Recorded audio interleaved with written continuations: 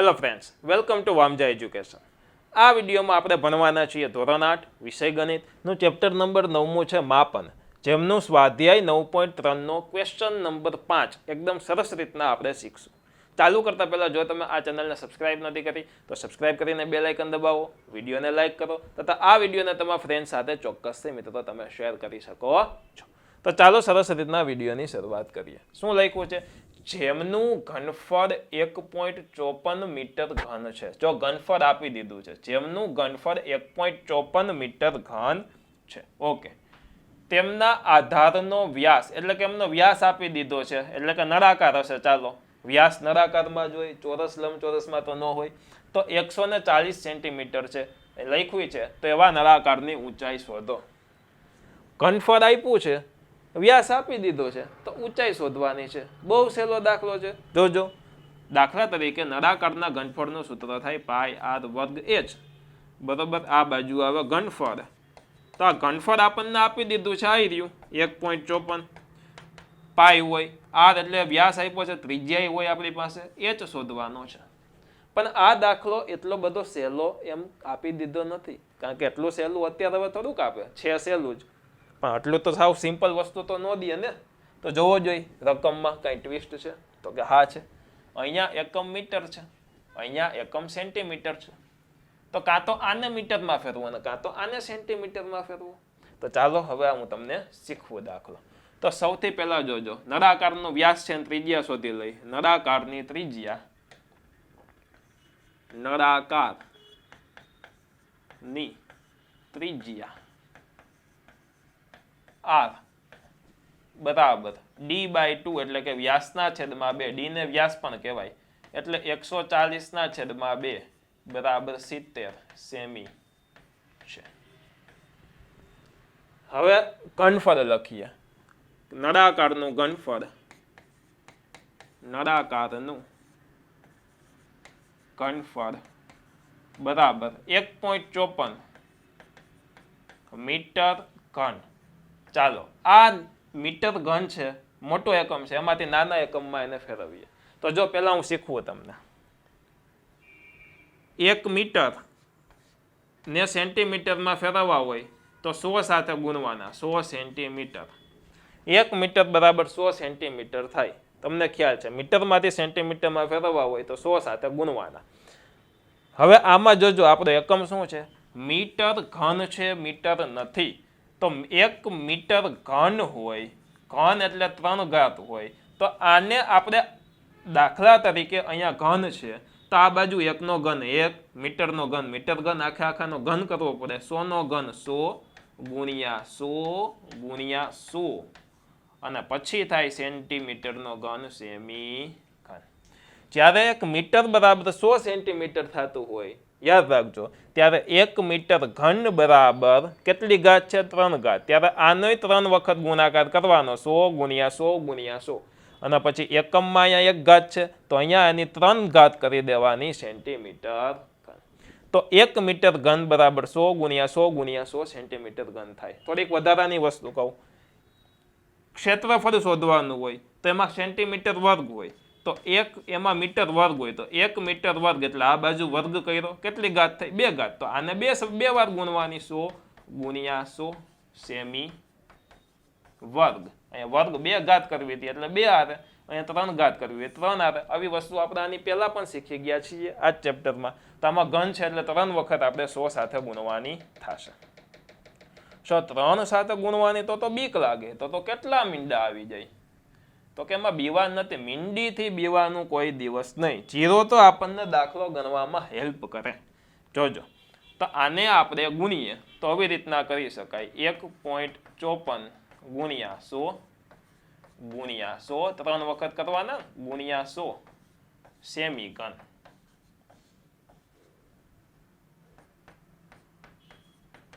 બરાબર 1.54 ગુણ્યા 1, 2 મીંડા 2 મીંડા ને 2 મીંડા, 1 2 3 4 5 6 મીંડા સેમી ઘન.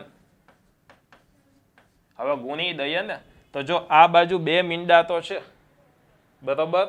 તો આપણે આમાંથી 2 પોઈન્ટ આ બાજુ ખસેડીએ તો શું કરવાનું હોય? તો આમાંથી 2 મીંડા કાપી નાખો. ચાલો જોઈ 100 જો આને આવી રીતના લખાય 1.54 છે તો 154 ના છેદમાં 100 હા કે ના તો કે હા હવે અહીંયા ગુણાકારમાં કેટલા જીરો છે 1 2 3 4 5 6 તો 6 જીરો લખું 1 2 3 4 5 6 હવે જોવો જોઈએ આ બે જીરો ઉડી ગયા તો કે હા બસ સિમ્પલ છે બહુ સિમ્પલ પણ આ વસ્તુ આપણે કરવાની આવી રીતના નથી ડાયરેક્ટ મોઢે થઈ જાય કેટલા સ્ટેપ જ્યારે જીરો સાથે ગુણવાના હોય તો પોઈન્ટને પાછળ ખસેડવાના કેટલા મીંડા છે 1 2 3 4 5 6 તો અહીંયા પોઈન્ટ છે 6 સ્ટેપ પાછળ ખસેડી દઈએ 1 2 3 4 5 6 ઓકે પરફેક્ટ ડન ચાલો તો અહીંયા લખશું આપણે એકમ પાછળ સેમી ઘન એકમ લખતો જવાનો ખાસ સેન્ટીમીટર ઘન હવે આપણે નળાકારના ઘનફળનું જે સૂત્ર છે તે સૂત્ર આપણે વ્યવસ્થિત રીતના લખી નાખીએ કે નળાકારનું ઘનફળ બરાબર પાઈ આર વર્ગ h નળાકારનું ઘનફળ બરાબર પાઈ આર વર્ગ h ઘનફળ કેટલું દીધું આવી રહ્યું 154 અને 1 2 3 4 મીંડા 1 2 3 4 મીંડા બરાબર પાઈ છે 22/7 આર વર્ગ છે આર છે 70 એટલે 2 વખત 70 ગુણ્યા 70 વર્ગ છે એટલે 2 વખત અને h એટલે કે ઊંચાઈ તો આમાં શોધવાનું છે એટલે h એમને રાખો ચાલો 7 10 70 થાય કે નહીં હા હવે આ બાજુની જે વસ્તુ છે એને બરાબરની સામે લઈ જાઓ તો અહીંયા 154 1 2 3 4 0 એમને આ 22 આ બાજુ આવે અહીંયા ગુણાકારમાં છે સામે જાય તો ભાગાકારમાં આ 10 આ બાજુ ગુણાકાર છે સામે જાય તો ભાગાકારમાં આ 70 ગુણાકારમાં છે સામે જાય તો ભાગાકારમાં આ બાજુ વધ્યો શું ખાલી h વધ્યો હવે જોજો જોઈ 0 0 ગયા 0 0 ગયા વધ્યું શું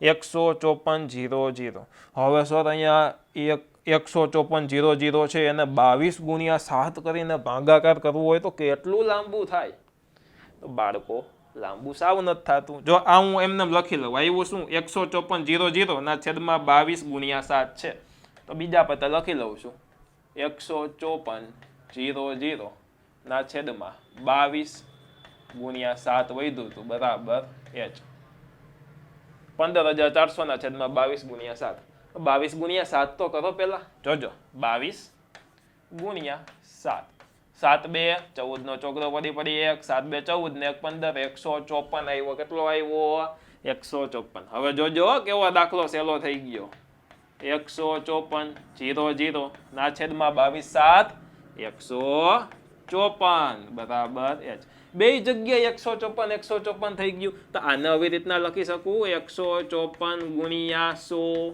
બે મીંડા છે એટલે હા 154 ગોલી ગોલી થઈ જાય એટલે h બરાબર આપણી પાસે આવી જાય 100 એકમ શું આવશે રકમમાં જોઈએ સેન્ટીમીટર એકમ છે એટલે ઊંચાઈમાં સેન્ટીમીટર વર્ગ કે સેન્ટીમીટર ઘન ન હોય ખાલી સાદો સેન્ટીમીટર હોય એટલે ઊંચાઈમાં ખાલી આવશે સેન્ટીમીટર લખશું આમ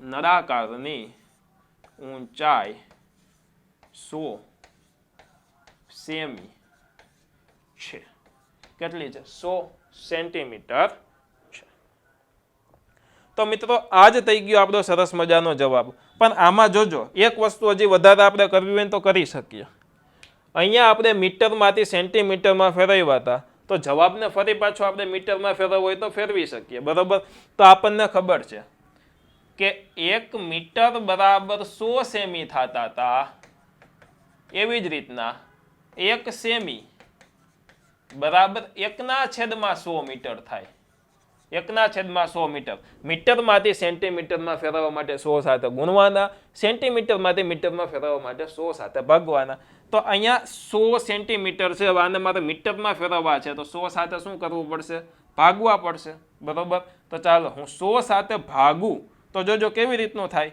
બરાબર 100/100 100/100 ઉડી જાય તો શું આવે 1 આવે તો કે હા તો જોઈએ આપણે 100/100 બરાબર 1 મીટર આવી રીતના લખી શકીએ તો આ જે વસ્તુ છે તે તમારે યાદ રાખી લેવાની થશે ઓકે હવે આ બાજુ આ છે રફ વર્ક છે ચેકી નાખું છું. આ ચેકવું છું શું કામ ખબર? આમની PDF ફાઇલ મારે તમને પ્રોવાઈડ કરવાની છે, જે તમને ટેલિગ્રામમાં મળી જશે. અહીંયા 100 સેન્ટીમીટરની જગ્યાએ હું લખી નાખું 1 મીટર, કારણ કે મોટો એકમમાં ફેરવીને લખીએ. ઊંચાઈ 1 મીટર છે, લગભગ ટેક્સ્ટબુકમાં મીટર જ એકમ હશે. બરોબર, ઓકે. તો આ થઈ ગયો આપણો દાખલો અહીંયા પૂરો. આશા રાખું છું કે તમને દાખલો સરસ રીતના સમજાઈ ગયો છે. જો સમજાઈ ગયો છે તો ચોક્કસથી વિડીયોને લાઇક કરો, તમારા ફ્રેન્ડ સાથે આ વિડીયોને ચોક્કસથી શેર કરો. અને હા, ટેલિગ્રામમાં જોડાઈ જાઓ આમની PDF ફાઇલ મેળવવા માટે, વોટ્સઅપમાં વિડીયો મેળવવા માટે નીચે ડિસ્ક્રિપ્શનમાં મેં તમને વોટ્સઅપ ચેનલની લિંક આપેલી છે, તેમાં તમે જોઈન થઈ શકો છો. તમારા ધોરણનો કોર્સ ખરીદવા માટે પ્લે સ્ટોરમાંથી વામજા એજ્યુકેશન એપ્લિકેશન ડાઉનલોડ કરો. મળીએ છીએ સરસ મજાના બીજા નવા વિડીયો સાથે. ત્યાં સુધી મિત્રો આવજો, બાય બાય, ધન્યવાદ. અને હા, ભણતા રહ્યો, ગણતા રહ્યો, પ્રેમ કરતા રહ્યો. ધન્યવાદ.